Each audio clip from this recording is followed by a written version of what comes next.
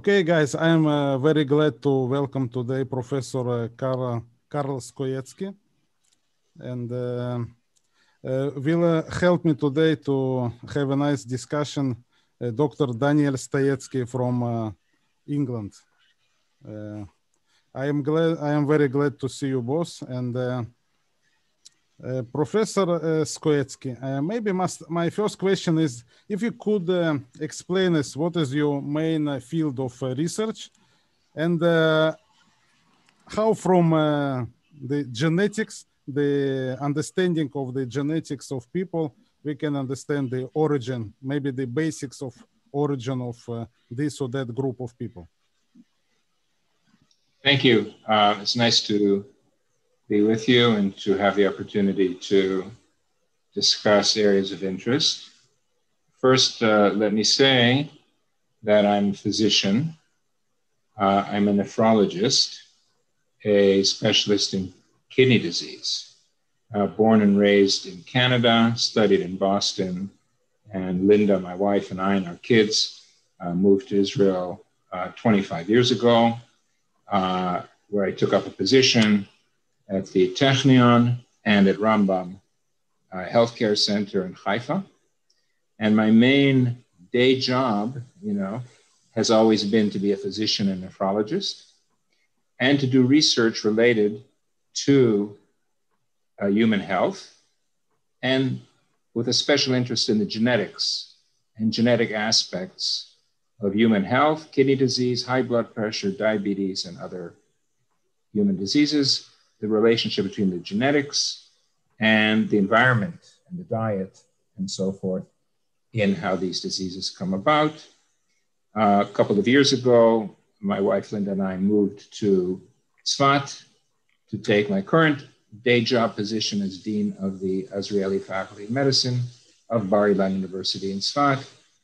And I continue to do research, which I've been doing essentially for more than 25 years, in human population genetics. So we're interested in the variation in the DNA sequence between people, between groups of people, and how those variations might predispose to risk for certain kinds of diseases in different populations.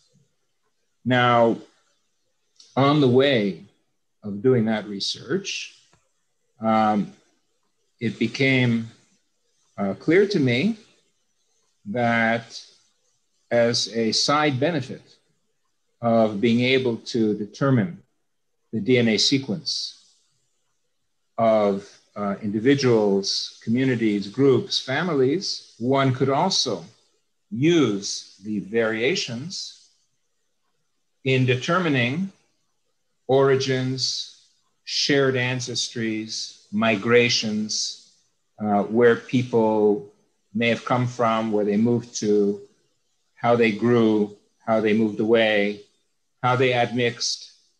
And this could be the case for many different kinds of populations on the planet, and a tool that can help along with archaeology, along with linguistics, along with books and archival records and historical records and demographic records. It could be an additional tool to try to understand population history. In other words, examine DNA sequence differences, which I'll describe in a minute, if you wish, and use that as an added tool along with comparing languages and how dialects, accents, traditions, cultures, and histories that people relate, narratives, and try to figure out why there's this in this community who have the same traditions in East London and somewhere else in the world, and how it is that they're,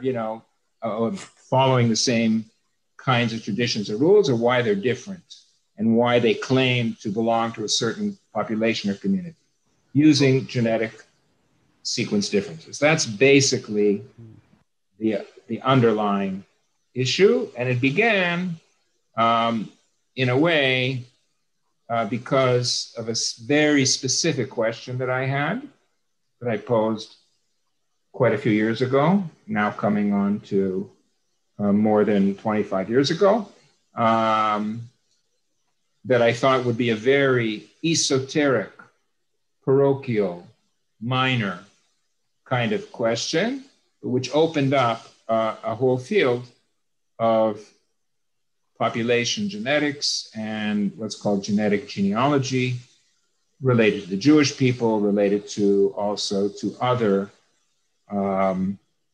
populations on the planet as well, of course. That's the general picture. Professor Skorecki, I have a kind of a stupid, maybe stupid question. What does it mean be genetically Jewish? Right. So, as we know, it's not a stupid question. It's a very important question because it allows me to address a key issue. Okay, key issue. It comes up and is a source of confusion for many people. And therefore, I'm really glad you asked the question. Okay, so we know that in Jewish tradition and Jewish religious practice, and there are many different Jewish religious practices, of course, I recognize that,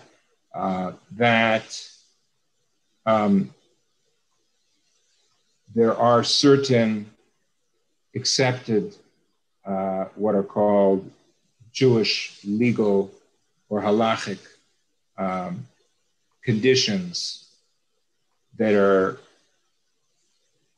expected for someone to be declare themselves, identify themselves, or be identified by others as Jewish, although anyone can declare anything they want about themselves, okay? Of course, they can say that they're aliens, they can say whatever they like about themselves.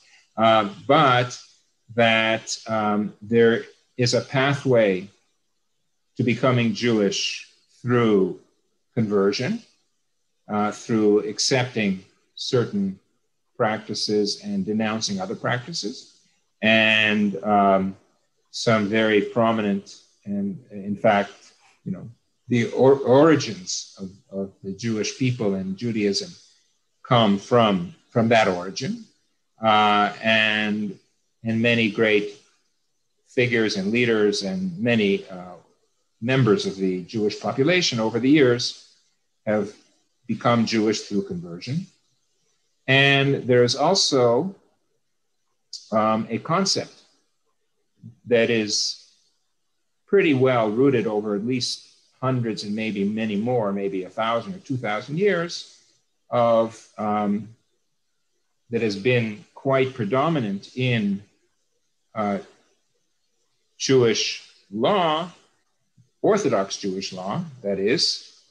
Obviously, it's always examined and examined again and again, of being born to a Jewish mother as being a condition for self-identification and being accepted by others as being Jewish.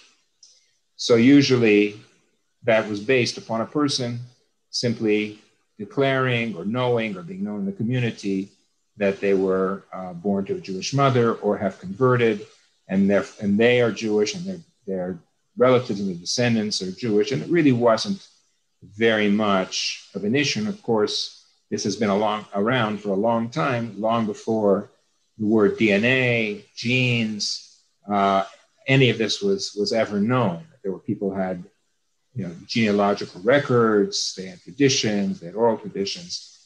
And now, so what does this have to do with genes and genetics, right? I mean, you might say, okay, that's very nice. You haven't told us a thing about what genetics has to do with any of this. And I'm going to start, with your permission, Alex, if I can call you by your first name, more broadly, by saying that before we talk about being identified as Jewish, I would talk about rather Jewish diaspora communities, because we know that for many, many years, or in fact, most of Jewish history, Jewish communities lived in Israel, but much of Jewish history took place outside of Israel in Jewish diaspora communities, comprising the Jewish populations of Europe, North Africa, the Middle East, then North America, the Far East, South America.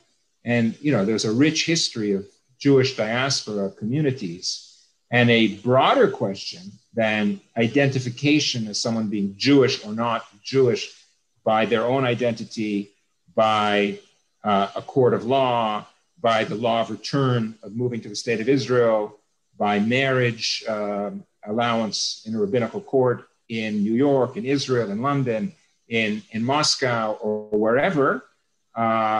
There are bigger questions, in my view, and that is to say, how are these different communities, diaspora communities, related to each other? Do they have any shared ancestry? Did they arise totally independently, each on their own, like a mushroom group? Or did they come from some source and then distribute and then have a local history and keep a tradition together? Did they WhatsApp with each other 1,000 years ago to tell each other, well, you should say this prayer or that prayer, you should wait 3 hours or 6 hours? What did they do? How did they keep this? How come their scrolls have the same words in them, even though they haven't been in touch for so long? How can that be? What explains the fact that diaspora Jewish communities that were geographically and historically remote from each other with minimal communication, some communication, we know there were travelers, but how is it that they, retain so many common traditions, unheard of in any other? It just doesn't, it's a unique phenomenon. So few people spread so geographically apart, and yet maintaining, certain common traditions. So actually genetics and looking at DNA sequence variation helps resolve that observation. How can it be? How can it be that in India and in North Africa and in Lithuania, and how is it? How can it be? When did these people talk to each other? Did they compare notes? So the answer is pretty clear from looking at DNA and genetic sequences, that the Jewish people around the world are a tapestry, and there are common threads, and these threads relate to a common origin, an ancestry. In other words, they were once together, and they have a history of having moved out either forcibly or voluntarily from their original common ancestry in a community in the Levant region, where Israel is now, and through the Roman Empire, and then all over the place, various degrees of admixture with local populations, and various degrees of people coming in, people leaving, but you can see this trace of a common shared ancestry in the past that went with the people. In other words, when they went, they didn't just take their songs and their luggage and their memories, they also took their DNA with them. They can't help it, right? When you move, you can't leave your DNA behind. You don't deposit it and adopt new DNA. You bring it with you to your new place. And then if people move to 2 different places, you can compare. And that is the bigger picture, in my view. Rather, we can come back to your very specific question in a minute, but I wanted to make sure to get that context first of the population-wide view of tens of diaspora Jewish communities that differ from each other in many ways, including genetically, but show the trace of shared common ancestry. Could you be more specific? For example, if you are taking for an exam my DNA, sample of my DNA, what would you expect to find there? To define me as a Jew, to give me, Right. So, I want to be really clear about this, very, very, very unambiguously clear about this. There's no such thing as Jewish DNA, Jewish genes. There's just no such thing, right? All humans have the same set of genes. We all share 99% of the same sequence. There are tiny variations, some of which cause disease, some of which make some people tall, some people short, some people dark hair, some people blue eyes, some people brown eyes, whatever. But most of the genome has no effect on how we look, act, or think, but it does serve as signposts and maps.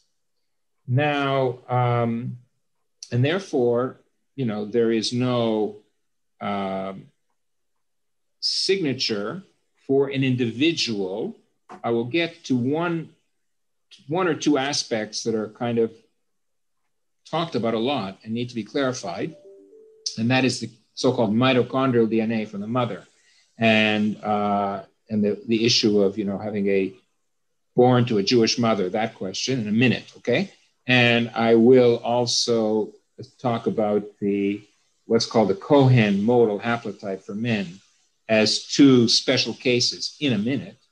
But overall, as we know, and I don't do this because I do health research and I'm not in a commercial setting at all. I'm in a university setting. But as we know, there are many companies like 23andMe, and I don't want to advertise for any one of them, okay? Ancestry.com, Family Tree DNA, and tens of them. I'm not endorsing or non-endorsing anybody, which have the technology and analytic ability in databases or MyHeritage DNA, et cetera, to be able to take the DNA sample from someone who wishes voluntarily to give it to them and give them some idea of what continental ancestry they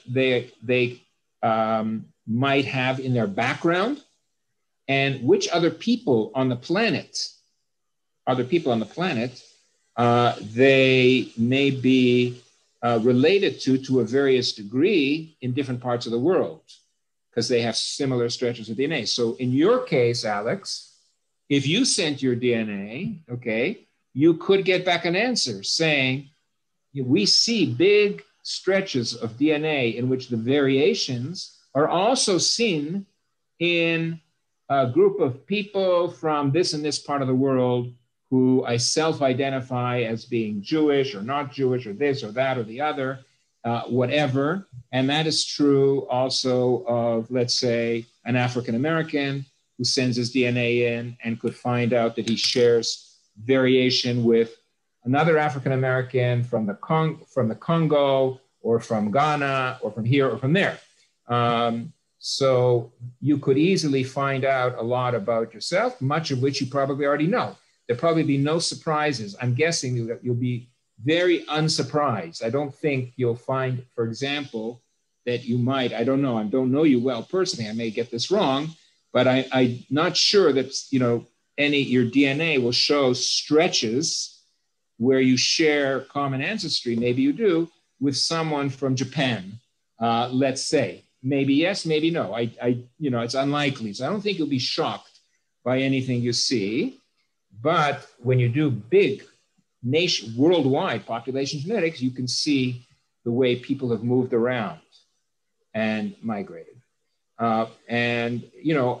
It is a little bit interesting to me, and I'll make a little kind of side comment, how I never, when my colleagues and I first published the very first paper we ever did on DNA of a specific, kind of dynasty, right? The Kohanim, many years ago. Someone approached me and said, well, why don't you start a company? Because I bet you people will want to send their DNA and find out about themselves. And I said, mistakenly, no one in their right mind is going to spend money to find out about their genealogy. I didn't realize how important genealogy is to people and I did realize how much DNA can help, but I just didn't think. So, I didn't go into that business. I went and studied medicine, of course. But you're right that many people do send their DNA to find out about their ancestry and their shared ancestry. What I find strange about that is they're often not on speaking terms with their own brother. They're interested in finding out who their eighth cousin is 2,000 miles away, but they haven't spoken to their brother for 20 years because they're brogas, they're angry with them. So I find that a little bit, I'd rather kind of, say, okay, I want to be friends with my relatives, but that's human nature and that's fine. So Alex, I don't know if I helped you and if you've sent your DNA and if you have an answer already maybe, and you know exactly what your ancestries are or not, but many people have, and they often write me. And they often write and they say, I did my DNA test, can you help me? And I tell them, no, go back to the company that you paid to help them with. We are a research lab. If I may, Professor Skorecki, I will give you an example.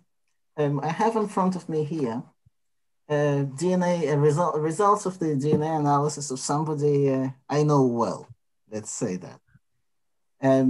This DNA analysis was made by one of the companies that you mentioned. And it says something like 90% Ashkenazi Jewish, 6% Middle Eastern, unspecified Middle Eastern, and something else. Okay, something else doesn't matter. 96% are accounted for in this manner. Now, obviously, I'm not the only one who has done this analysis.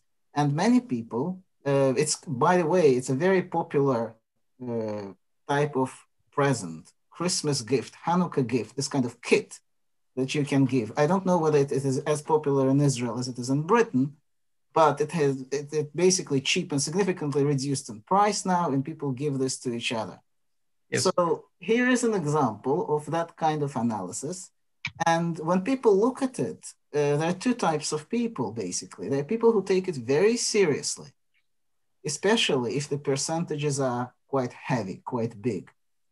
And there are others who think of it as a form of entertainment, really. They don't think there is anything in it. Now, because we're dealing with Ashkenazi Jews or with Jewish ancestry, so to speak, it's becoming, it's a tad more serious than it is on average. The stakes are high. What people are looking at, or what they think they're looking at, is the evidence of common ancestry. So there is such a thing. You can almost use the expression writings on the body. There are writings on the body that if you read these writings, it tells us that we as Jews are related to each other, that there is such a thing in us ingrained that tells us that we come from the common origin. Is this how you interpret this result? Is this what it says? Right. Okay. Thank you. So first of all, thank you for the question. First of all, and sharpening the question. So first of all, there is, as you correctly point out, something called recreational genomics. Recreational genomics, people have a hobby, gardening, this, that. They like to dabble in this, and that's fine. Okay, that's great. Now, we know that genetics can be very, very serious and can be used forensically, right? We know that you can incarcerate somebody based on DNA kind of evidence. So certainly DNA sequences and signatures can have very serious consequences. And in between, people can, start to feel differently about themselves as well, based on, uncovering something. Your question relates to, could be asked about many groups, but it is especially striking, as you correctly point out, for Ashkenazi Jews, but it just says something really, really simple. And I want to also clarify another concept, which is the difference between genetic relatedness and genealogical relatedness. They're very different, very, very different, okay? So you're referring to, for the most part, to genetic relatedness. And all that means is that Ashkenazi Jews have, for many years, been endogamous, voluntarily or forcibly. That is, they married within themselves. And the genetic record matches the historical record quite nicely and shows that the Ashkenazi Jewish community began with a very small number of founders who arrived probably in Western Europe along the Rhine Valley in the area of Speyer and other, where Rashi was, for example, Worms from Metzia, and moved around Europe. We know that there was a sad history of being thrown out and invited back and being persecuted, moved to Eastern Europe as well, and had a very, very phenomenally large expansion, also contractions. Many Jews died in the Black Plague. Many Jews were murdered and massacred in Europe. The largest massacre of all, we all lament with all the others. But there was a huge expansion from a small number of founders. For the most part, with a few exceptions, these people who became what we now know as the descendants of the Ashkenazi Jewish, European Jewish community of Western and then Eastern Europe into Russia, Poland, when King Kazimierz invited the Jews in, we know that they married mostly among themselves, and therefore they did not assimilate very much. There was some assimilation, in fact, quite a bit, but relatively speaking, not that much assimilation. And therefore, it is not at all surprising that there is what's called genetic relatedness. And it's not surprising that companies and research labs and even citizen scientists can detect that quite easily. They can say, oh, what does this mean? This means that we are fifth cousins. We're fifth cousins. We're fourth cousins. We're seventh cousins. We shared some common grandparents 3 generations ago, 4. We don't know who they are. We don't know their names. We don't have the archival records, but that's what it means. It means that we share these small group of common ancestors, and are indeed genetically related to each other. And therefore, it's also not surprising that there are some diseases which are present not only in higher frequency among Ashkenazi Jews, but are almost absent in other populations. They're hardly found. They're found much less because they arose within the Ashkenazi Jews, and they, who married among themselves. This is changing. This, of course, is changing because now, especially in the state of Israel, there is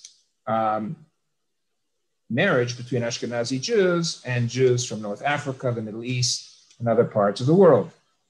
And that is, why your colleague, friend, close relative, close friend, sees that, and why companies can easily detect these stretches, because they've checked thousands and thousands, maybe not millions, but tens of thousands of sequences, and then you can just, it's just matching a matching exercise. What people like Dr. Shai Carmi at the Hebrew University has done, he's taken it a step further. He's gone really, he's not the only one, but he's probably done the most. He's done the full sequence of many hundreds of Ashkenazi Jews, and he's able to derive from that, through brilliant mathematics, dates and numbers. He can say this many people, this many years ago, began this whole thing, and now are this many, because he's a brilliant mathematician, and he did so much elegant research, he can actually derive more accurate estimates than can, professional historians. Okay, so it's clear for us that Ashkenazi Jewish is a group of people with a common, you may say, common origin, common. Can we track the roots of the Ashkenazi communities all the way to the Middle East and connect somehow with the Middle East population with the help of genetics? Thank you, Alex. That's a good question. So now I'm going to introduce the other concept of genealogical relatedness. I talked about genetic relatedness up till now, right? There's something called genealogical relatedness. What is genealogical relatedness and how does it differ? Genealogical relatedness looks only at two parts of the genome. The Y chromosome, to trace the paternal line, because only men have Y chromosomes, and all women will tell you that they're pretty useless, the Y chromosomes. You really don't need them because half the world's population does very well without them. That's all the women in the world. And there's an area of the genome called mitochondrial DNA, which men and women have, but only women can transmit that sequence to their sons and daughters, and only their daughters can transmit it to their offspring. And therefore, these two areas, there was a little controversy which was settled 2 weeks ago, I would say, that maybe sometimes the father can pass on their mitochondrial DNA, but that was refuted. It's not the case. So there is no transmission of mitochondrial DNA from the father at all. So it's a pure trace of maternal heritage. Now, so you can now focus on these two regions and say, I'm not interested really in how much you share, the genes for hair color or height or weight or tendency to be an athlete or whatever. I don't, anything. I'm interested in your paternal ancestry or your maternal ancestry. And I'd like to know how that relates to men or women in the Middle East, let's say, okay, for example, let's say to the Arab population or to the current Arab or the Druze population currently. I'd like to know that, okay? I would like to know that question, for example. And I will give you a very striking example based on a paper that I was a co-author on, and that is the Lemba. There is a group of people in northern South Africa, mostly in Zimbabwe, who call themselves the Lemba. I met several of them, and we have published about them. And they have an oral tradition of the men of that community, the founding men of that community, having come from the ancient kingdom of Judea and moving to the Hadramaut, Yemen, and then down the east coast of Africa and into where they currently have their community. And if you look at them, of course, and speak with them, they look very much like their Bantu neighbors, and they really, and if you look at their overall genome, they are not very different in relatedness to the other people who aren't Lemba, who are their neighbors. But there is one difference. Their Y chromosomes, not all of them, but a surprisingly high number of men with their Y chromosomes are different than the Y chromosomes of the non-Lemba men. And they tell us, the Y chromosomes tell us that they're correct in their history. In other words, it is the case that they're genealogically, their Y chromosomes are more like mine, even though the member of the Lemba tribe and I are not very related in terms of our skin color or in terms of certain other attributes, but we are related in terms of having come from a shared paternal ancestor. And where was this shared paternal ancestor? Was he in China? Was he in Antarctica? Where was he? So it turns out he was in the Levant, somewhere in the Near East, because we see the closest Y chromosomes in the Near East. And you can find this phenomenon, certainly among Ashkenazi Jews, where you see a small number of Y chromosome lineages represented to an exaggerated degree in many, but not all, male members of diaspora Jewish communities. Now, the story of the maternal, you ask about Ashkenazi Jews and where do the mothers come from, okay? Now remember, in the meantime, when Jews moved into Europe and during the course of Ashkenazi Jewish history, they did admix And it doesn't take much admixture to change aspects of the rest of the genome, not those parts of the genome that follow strictly what's called uniparental, single parent, dynasties. But if you look at the maternal Ashkenazi signatures, we find what's called a and we're not the only ones, many investigators have found a very strong founder effect, very, very strong, where many Ashkenazi Jews come from very few major founding maternal lineages, mothers, real people, real women. These aren't like made up women. These are like real women who left maternal descendants in very large numbers. There were other women who just didn't leave that many maternal descendants, men and women, of course. Now, where did these women come from? Did they come from the Levant? Did they come from the Middle East? Did they come from Europe? Did they come from anywhere? Where did they come from? Did they land from the moon? Where did they come from? Okay, now we being my former PhD student and very close colleague, Doron Behar, and I published a paper and our colleagues in 2006, I think, saying that these founding women and their lineages come from the Levant, come from the Near East.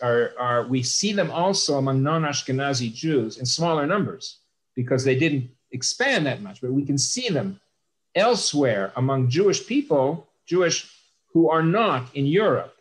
Now, and we found other bits of evidence. Now, more recently, an investigator based in England, the laboratory of Richards, and the first author is Costa, found what we found. They said, oh yes, we agree with you.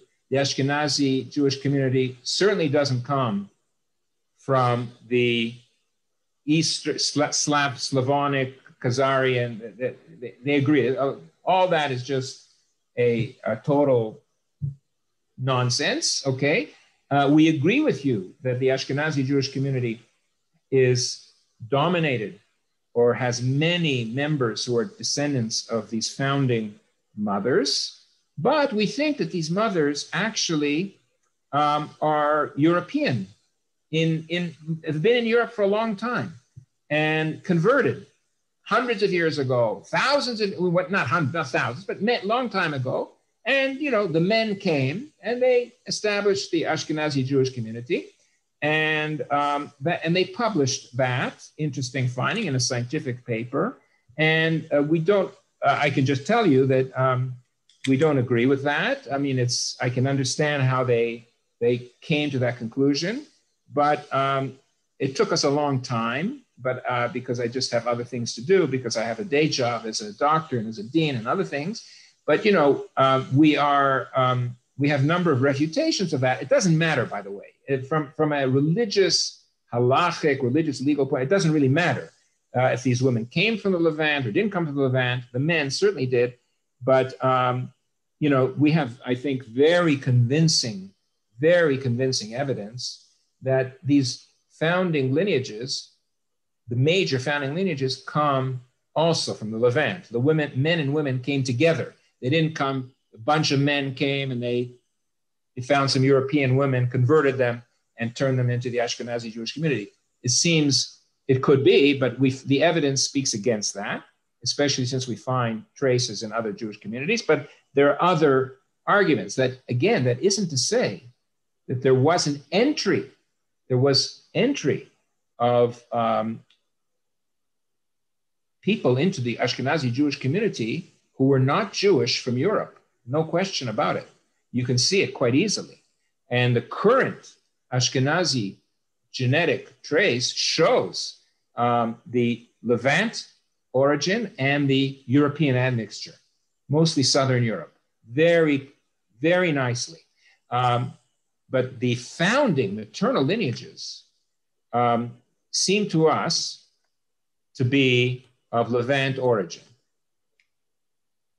Now, having described that, we can, if you want, come back to the question of your original question, Alex, about, and your question, I think, kind of Daniel on the side, can someone take these DNA sequences and use them in some practical sense in a court of law, in a rabbinical court, to get married, to get divorced, to do this, to do that, to do whatever they want, to stop being Jewish, to say, look, I'm really actually not, don't call me Jewish, I'm not Jewish, stop calling me Jewish. I want to be un-Jewish, whatever, I want to become Jewish. I need to convert, I don't need to convert, I'm already Jewish. All these things can arise, and they have arisen. They arise a lot, actually. And then people say, well, help me, check my DNA. The story is there. I don't need any documents. It's like Daniel said, it's right in my DNA. I don't need a document. I've got it. It's in just take any cell, take a hair. It's all there. So that is an interesting question, which I haven't really addressed. But, it's a valid question. I think, thank you very much. I think one issue that is on many people's mind, I know that it would be on the mind of the viewers of Alex's channel for definite. Some time ago, Alex interviewed a person who was Shlomo Zand. You would know who I'm talking about. Shlomo Zand, of course, he's not an inventor of the Khazar hypothesis, but it's a historian. He's a historian who brought it to the public debate. He's basically the latest basically expression of that public debate around the Khazar hypothesis. And the Khazar hypothesis says, with some help from Jewish sources, that if I summarize it in an exaggerated form, almost caricature form, that Ashkenazi Jewish people, Jews who come from Europe, in fact, derive from Khazar tribes. So with Khazar tribes being some sort of probably nomadic populations of that for a while, they had a political entity in the south of Russia. And in fact, the Jewish populations owe significantly, I'm emphasizing, to these people. Now, I would like you to comment on that. Whether that particular hypothesis, where does it stand in view of the genetic evidence that you are aware of? Is there something in it? How much there is in it? Is it supported by genetic research? If not, to what extent, etc.? Would you be able to do so? Yeah, I won't spend a lot of time on it, okay? Because I don't think it deserves much time. But Daniel and Alex, I will, since you asked, I will do the respectful thing and address the question. So, until I think it was 2013, what my colleagues and I, let's start with this. Of course, there's Arthur Kessler's, he didn't invent it either. It's Arthur Kessler's book, The 13th Tribe. And he had this idea that he could, he writes about it, of course, that he could reduce anti-Semitism in the world by, I guess he was so naive. I mean, he was a brilliant philosopher or whatever, I don't know, but it's a problem when you go out of your domain, right? When you start making stuff up out of your domain and you invent stories like Freud, that Moses was this and that, people start making all kinds of stuff up. So Arthur Kessler, and that's why I want to take advantage of your question to make a very important point. When doing science, including when we started our work on Jewish population genetics, one thing I tell my students, I tell myself, you cannot do science to advance any agenda, any political or religious agenda, cannot, because it's not science then. The only agenda that I allow is a medical therapeutic agenda. If you're doing science to help human health, I think that's a worthy agenda. But any other, to prove a belief, is a contradiction in terms, because once you prove it, it's not a belief anymore. It's just something you, so it makes no sense to me.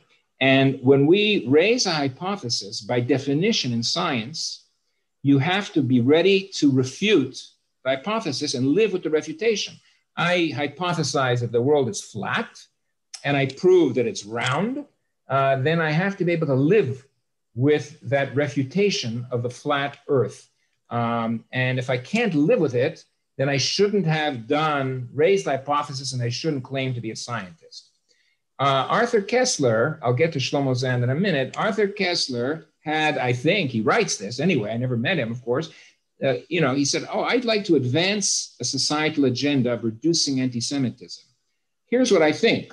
Why don't it's maybe these Ashkenazi Jews actually were not involved in the original sin that Christianity, he didn't, I guess, take into account that there's non-Christian anti-Semitism, that there's non-Ashkenazi Jews in the world, that anti-Semitism antedated Ashkenazi Jews by many years, and is rampant everywhere, okay? But he kind of had this very Ashkenazi-centric, I guess, recent history Christian anti-Semitism view, and said, okay, I'll prove that these Jews that everyone hates and wants to kill aren't actually the same ones that are described in the Bible, who committed this terrible sin for which everyone hates them. They're different people. They're not actually Jewish. They're actually converted, So that is a classic example of someone trying to do good by making stuff up and inventing kind of a pseudoscience.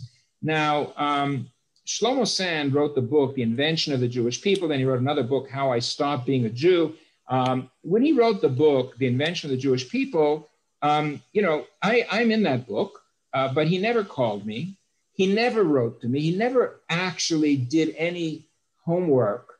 He teamed up with someone who studied genetics at Johns Hopkins, an Israeli, who's now at the university in England. And, they kind of worked together and wrote in the popular press, mostly. However, and therefore, as a principle, I do not respond to scientific claims in the popular press. I do respond to scientific claims that are in peer-reviewed scientific journals. So when a paper appeared in a peer-reviewed scientific journal about the Khazar origins of the Ashkenazi Jewish people, Doron Behar, myself, and others said, now we are obliged to address it. We cannot just say, this is politically driven, this is social, this is not, we cannot ignore it anymore. So we spent a lot of time and scientific resources to research and submit and publish what I consider to be the only paper that's needed to address your question, a very thorough scientific paper publication. I think it appeared in 2013, and if the readers want it, they can get access to it, which rigorously, scientifically, clearly, and very convincingly to anyone who knows doesn't need to be a tremendously sophisticated population geneticist, will see the very, dry, factual, unemotional scientific refutation of the idea that the Ashkenazi Jews have origins in a community which no one knows exactly who the descendants are today. So we sampled everything possible. We sampled the Caucasus, we sampled Armenia, we sampled everything possible that might have been, the Proto-Khazar community, and did a very thorough job. And I think the answer to a scientific paper, the only I won't address Shlomo Sand's book, The Invention of Jewish People. I won't address the many popular press articles, but I will address their scientific paper, the scientific paper, which we took the time to refute scientifically. And, you know, then scientists can read it and judge. I will go back and just say, by the way, what I alluded to earlier, before you even asked, that the Costa et al. Paper that asks about what the maternal origins are, were they in Europe or were they in the Levant? Remember those founding mothers? Even they say, you know, we have refuted the Khazar, you know, our data clearly shows that this, you know, without even trying, it's so scientifically obvious in my view that that's what's going on. So, you know, again, will Shlomo Sand, you know, I could speak, I'd be happy to speak with him, but the question is, does he really want to, you know, have a substantive discussion or not? I don't know. You interviewed him. I didn't see the interview. I've heard him on YouTube once or twice. I read some parts of the book where he develops a theory of a political agenda to try to, you know, to justify with the state of Israel or whatever. To me, that's irrelevant. All of that's irrelevant. I don't think, you know, I don't seek, want, need. And by the way, I would say the following. We had one possible idea. I thought maybe we found a trace lineage of the descent, because it's a, you know, there is a narrative of a conversion event of people between the Caspian and the Black Sea. There is a narrative like that. So, you know, just like there was a Lemba narrative, maybe there's a bunch of people who are the descendants of that group. Maybe let's find them. Let's look for them. It'd be nice if we could find them. They seem not to be the entire Ashkenazi community, but maybe they're somewhere. Let's look for them. So we thought we found them, but we didn't. We thought that, you know, we found this lineage of Ashkenazi Levites called R1A. And we said, oh, you know, and it turns out my late mother was a daughter of a Levite. And I said, oh, you know, maybe she was the descendant of a Khazar princess. Maybe, you know, maybe there's some trace. Maybe there's a few people out there who are the descendants. We then looked much more deeply, sequenced that entire area, and found that even that R1A, which I was hoping might be the trace of the Khazars, it's actually from the Middle East. So, you know, we can't find them. I would like to find them. Is this something that happened just in the past few years? Yes. Because I remember you and I met in London a few years ago, and I think you mentioned at that time that you're suspecting existing of a single Khazar lineage that may indicate that there was such a group, or maybe one or two people actually converted, rather than they didn't create the Ashkenazi Jewry. And so I was left with this message. This was left with me. Unfortunately, you moved up. Unfortunately, that's been refuted. I wish it were true, and I wish we could find some descendants of the, you know, if there was. I'd like to find them, but I think it's going to be like finding a needle in a haystack. Maybe one day. I also want to say that, you know, there's a big issue that I think might be interesting to your listeners, and that is the descendants of the Conversos of the Iberian Peninsula. I think that we have a very major missed opportunity. You know, there were around 400,000 Jews living in the Iberian Peninsula at the time of the expulsion and the Inquisition. And many, you know, converted to Catholicism forcibly, and others left to Turkey and what's today Turkey, Bulgaria, Saloniki, other places. And many left for the Americas and then were pursued by the inquisitors into Colombia and Bolivia and even parts of North America.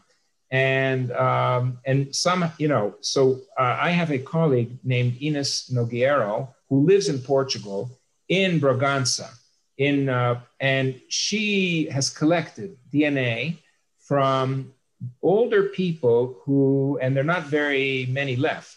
I think she has about 200 samples from older people who she writes a detailed rendition of their family trace to the Inquisition and the Converso events of the Spanish expulsion, Iberian and Portuguese expulsion, Portugal being somewhat later. And to my mind, she has in her hands the most valuable current. It's like digging up people from the past, and she has it in her hands. And there are descendants all over the world who are probably related in some way.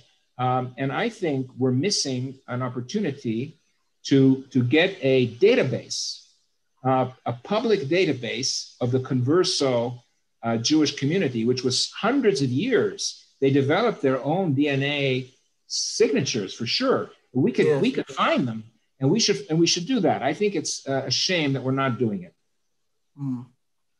If we sample three populations of, sample DNA-wise, Ashkenazi Jews, local Arabs in the Levant, and the Jewish population from the Arab countries, what would we find? Yeah, so we will find large differences, as we would among between. Again, everything I say, of course, is averaged, right? Average, right? Because every individual is different, and that each of us differs from the other, etc. But we will find, interestingly, when you map the whole thing together, and this appeared in two publications in 2010, one with Richard Willems from Estonia, Doran Bahar, myself, and others, and another from Harry Osterer and Gilad Smon and others. They appeared very close to each other, about a week apart or a few weeks apart, one in the journal, American Journal of Human Genetics, and the other in the journal Nature, which looked and did exactly what you're asking, Alex. They did an overlay, okay? And they said, where are the different, I think we studied 14 diaspora Jewish communities, among them Ashkenazi, compared them to Palestinians, to the Druze population, to other Levant populations, and to many populations, right? So we found, and this was whole genome. It wasn't a whole genome sequence, it was a whole genome chip to look at relatedness questions, right? And we found, and so did the group from New York. We found, and they found, the group from Estonia, our paper, I think was 8 many authors, mostly non-Jewish, from 8 different countries. And the paper from New York also had many samples, different studies done independently, showed the same finding, that the Jewish communities clustered together, even though they were geographically remote, and the closest non-Jewish communities were Levant populations, that is to say, Arab populations from Lebanon, from Israel, Israeli Arabs, Arab Israelis, some Syrian if we had, and Druze, especially Druze. And the Druze are very interesting. As you know, the Druze population, about 1 million people, about 130,000 live in Israel, many in Lebanon, many in Syria. They seem to have what I often refer to as the reference genome of the ancient Levant. And you can compare many groups, because if we know that the Arab populations of the Levant have local Arab populations who've been here for a long time. There were people living where I am sitting now in Israel long before there were Jews, Muslims, Druze, Arabs, Circassians. There were people here. And then later they adopted traditions and customs and then married among themselves, etc. So who were those people? Well, by the way, I can tell you another thing which your readers might be interested. Liran Carmel, who is a researcher at Hebrew University, just published a paper within the last year looking at the remains, the skeletons of Canaanites. He took Canaanite remains and looked at the DNA sequences that they have, compared them to each other, and compared them to current populations, right? So we can see quite clearly from the studies I mentioned earlier in 2010 that the Jewish diaspora communities cluster with each other and cluster most closely with the non-Jewish community with whom they cluster are the Levant populations, Arabic-speaking Druze, Cypriots also, and so forth. What's called the Levant. And I think that's the best answer I can give you to your question, Alex. Although remember there's that mixture. Yes. If I narrow the question and I will, for example, exclude the Ashkenazi population from this equation, and I will only leave the local Levant population and the Jews from the Arab countries, would we be able to distinguish these two groups DNA-wise?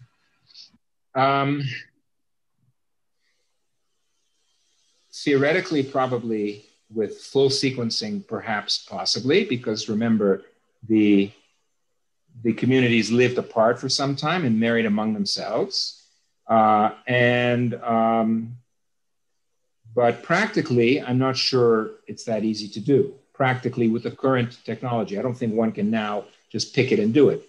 However, I can tell you that if one wants to do a very specific study, usually this is done in a medical context, you can look and identify DNA sequence differences between two villages, which are 50 kilometers apart, as long as the people in those villages married within the villages for a long time, right? They will develop certain variants that are exclusive to them, but you have to actually do that as a project. And when is that done? That's done usually in a medical setting. If there is an unusual disease in a particular area of the world, in a particular country, in a particular city, in a particular village, in a particular wherever, one can sample those individuals and compare them to individuals, let's say, 100 kilometers away, and see how they differed in their sequence. But that isn't something that you could do, Alex, I think, by just sending samples to a company and then getting them back and saying, can you make that fine distinction? The companies are not set up to do that. And I don't think it's an answer you could get. Okay, I might be wrong about that.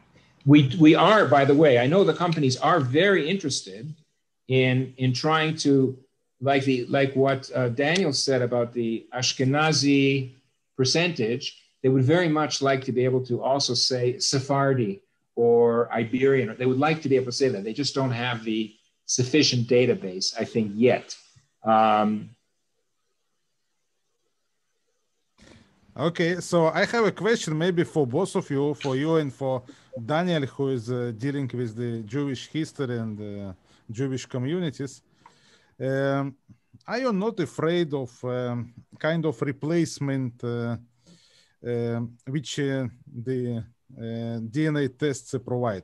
And I give you example. So do I need any kind of religion practice, or do I have to put a kippah or any other things to show that that I belong to Jewish community? If I can scientifically prove that I am a Jewish, to get a receipt where it will be written, you are 90% Ashkenazi Jewish, then I put it everywhere, and I'm 100% Jewish, and I don't need anything anymore to prove to anybody. How it would change the Jewish communities and the Jewish world, and I don't know, maybe not only Jewish, actually, it's for any nation. Yeah, it's not only Jewish. Thank you, Alex. I'll let Daniel take the first shot at it, and I'll see if I have anything to add. Probably not. Probably he'll give you the best answer. I would only say that I'm actually often asked this particular question in a completely different context. I'm a demographer, and one thing that I do, my day job, is doing surveys and, where possible, censuses of Jewish populations. And inevitably, now, a survey or a census requires cooperation of people. People have to participate reasonably, be willing participants to give credible answers, to relate to the census positively. And in our promotional work, we always discuss other misuses of that, other abuses and misuses of these kind of sources, because creating census of population means that there will be eventually a very large file with personal details of people, identifying them by religion, etc., that can be abused in one way or another. So these questions are, or there will be, political consequences. Sometimes they remain unspecified. Am I afraid to do this? Do I have second thoughts about doing this? My answer is that the worst atrocities in human history happened way before genetics and without heavy involvement of the census, okay? They have people wanted to carry them out, and very often they carried those atrocities out without significant help of scientific means. In Holocaust, yes, indeed, administrative sources were used, and there are a few examples doing this in the Netherlands, for example. When Germans came to the south of Ukraine, they didn't use the census. They simply took people from villages and shot them on the spot. So it was as scientific as that. So when we create uses, good uses and bad uses simultaneously, and that's up to us. No, I agree, Daniel. But I mean, if, for example, if someone has passed the DNA test and he discovered he is 80% or 50%, I don't know, 30% Ashkenazi Jewish, would you give him in Israel citizenship, for example? I think my answer here matters very little. And in this case, I think the consensus, the Jewish consensus, the input of spiritual authorities, of rabbinical authorities in particular, is significantly more important than my opinion, if I'm frank. But I think if someone would come to me and just would present his test of DNA, and it would say, I don't know, 50% Jewish, personally, I will treat him as a Jewish. I mean, it's a scientific proof for me. I'm living in 21st century, and I'm going with the science. We are going to do this vaccine based on the DNA research. So why not to recognize people identity based on the DNA test? Alex, can I try to address that a little bit? Yeah, okay? Sure. First of all, I saw one of my colleagues, I mentioned his name, Gil Atzmon, who does population genetics research. He's at the University of Haifa. He used to work in New York at Einstein. He once had a nice poster, which I saw, called "Saw You at Sinai." Saw you at Sinai. And that's a saying, actually. I think there's actually a group called Saw You at Sinai. What that means is being Jewish has a spiritual definition because it's a nation with religious connotations and spiritual connotations. So it's not it's not a genealogically or genetically demographic group only. It is in my view, okay, I'm reflecting my personal view. And that's why the history is rich in conversion and people leaving and they don't come back, they do come back, etc., and so forth. Now to the practice. So I think that this idea of, let's just define, Jews by some biologically related is problematic, and as Daniel pointed out, has the potential to be nefarious and dangerous, and is also totally misleading. Okay. That said, what I said about the learning about the demographic history of Jews around the world, I don't see that as problematic. Now, when it comes to the practicalities of the state of Israel, you know very well that, first of all, 90% of the discussion is political and not scientific. So if you're saying, I believe in science, why don't you let me use science? I would say, okay, but that is not where most of the discussion is. It's mostly political, and a lot of it is emotional. But a classic example, now I'll give you an illustration of your question, Alex, I think. If you have, let's say, I'm going to tread on dangerous water here a little bit. And by the way, the different laws, of course. They're the whole set of laws of what entitles someone to become a Jewish citizen of Israel by the law of return, right? The law of return, I'm sure you've read them, Alex. I'm sure you know them. Daniel certainly knows them better than I do off by heart. And they underwent a revision, and they underwent a change, and they underwent this, and they underwent that, based on, starting to, ironically, with the Nuremberg laws, right? Whatever was enough for the SS and the Gestapo to declare someone Jewish, certainly we should allow such a person to have a refuge in the state of Israel, and so on and so forth. And so there's a kind of a set of criteria related to becoming a citizen of the state of Israel, and that's in Misrat HaPnim, the Ministry of the Interior. Then there's a set of criteria that relate to Jewish rabbinical courts in marriage and divorce and so forth. And then there's a set of criteria which relate to, who you go to dinner with, and who your friends are, and will you be in this congregation or that congregation. So no one, and therefore I'm of the view that it's a person, I think it's perfectly, we believe in the principle of autonomy. I believe in the principle of autonomy, and I think it's totally legitimate for someone to ask questions about themselves. They can say, am I Jewish? Am I not Jewish? I'd like to know.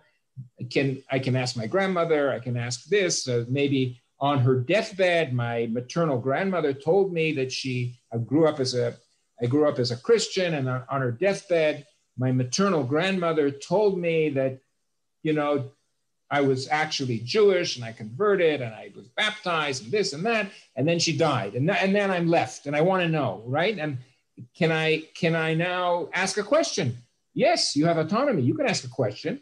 You can look up the records. You can go to the sources that Daniel goes to, open up the city records. Or you can check your DNA. You can do whatever. You can do that. You're autonomous to do that. Exactly. It can have very practical implementation. Today you are requested by the Jewish agency to find some old documents and papers, and there are sometimes they are not in place. Yes, it can be. Yeah, that's political. That's bureaucracy and politics and stuff. And I think the system is a little bit makes life too difficult for people who wish to. The evidence but I don't want to comment too much on that. So your question is a good question, Alex, but I think there's a problem. I find out, if someone else says, not if a person says, am I Jewish? But if someone says, are you Jewish, right? And say, I want to prove, that's different. It's when another person or an authority, forces you, that becomes problematic to give up information that's private. It's your DNA against your will. That I find a violation and a problem. Now, I'll give you just a hypothetical example. Let's say you have 3 women, okay? One, and please forgive me for being somewhat stereotypic, and I don't like making generalizations, but let's say there's a woman named Ma'ayan, and she is a combat officer in the, one of the toughest Israeli army combat units. Her grandfather was in the Palmach, and she comes from a secular kibbutz. And okay, then there's another woman whose name is, let's say, Shindel, and her husband is in the yeshiva, and her grandfather was a Rosh Yeshiva, and all of that. And then the third woman maybe immigrated from the former Soviet Union, and her name might be Svetlana or something, and so on. And she's a piano virtuoso, whatever, and so forth. Okay. and they all claim to be Jewish, right? And each one brings a record, and they bring a list of names of their mother, their grandmother, their great-grandmother, great-mother, great-great-great-great-great-great-grandmother, going back many, many generations. And then lo and behold, you see the same list of 10 names, exactly the same list. Yocheved, Miriam, one after another, all three young women bring the same exact series of 10 names. You calculate a probability. What is the likelihood that they don't share a common maternal ancestor? It's negligible. They must have a common. Now, I can tell you, I'll give you a little secret. There is no such document. These women do not have such a scroll. It doesn't exist, but they have DNA. And if they have the same mitochondrial DNA sequence, then they have shared maternal ancestry. They actually don't need the scroll. They have the scroll in themselves to say that they share maternal ancestry. And I think that answers your question, Alex. Okay, Professor Skorecki, thank you very much. And Daniel, thank you as well. And maybe in the future we'll have another conversation. I personally enjoyed very much. And, you know, my channel is the main goal is to make a case for a science. That's actually our channel. And I think these new developments with DNA research, it's a key of interest for us, of course, a focus. Thank you very much. Thank you. Thank you. I think you're on a very important mission, because there is what's called a disenlightenment, a movement away from science. I think COVID has brought us back. You're right. mRNA vaccines, I think we're seeing, and I believe that science used appropriately and responsibly, and with a societal responsible way, is God's gift to us to use in the best way possible. Thank you. Okay. Thank you very much. Thank you very much. Thank you, Karl.